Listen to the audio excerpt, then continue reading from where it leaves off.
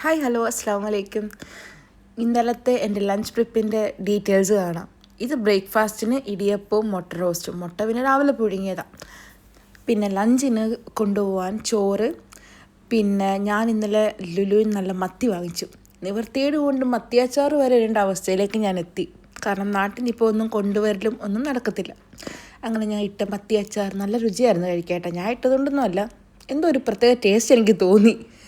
പിന്നെ അതിൻ്റെ കൂടെ തന്നെ വൻപയറും വാഴക്കായും കൂടി ഇട്ട് ഒരു മെഴുക്കുരട്ടിയാണോ തോരനാണെന്ന് അറിയത്തില്ല, രണ്ടിനും ഇടയ്ക്ക് നിപ്പുണ്ട്.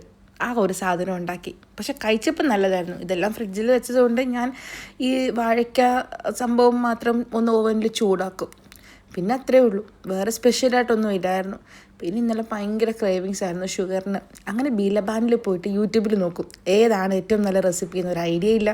അങ്ങനെ ഞാൻ വാങ്ങിച്ച സാധനമാണ് ഇത്. ഇതല്ല, അടുത്തത് വരുന്നത്. ഇത് ഞങ്ങളുടെ നീല പുതിയ ആളാ വീട്ടിലെ. അപ്പോൾ അത്രയേ ഉള്ളൂ, ബൈ.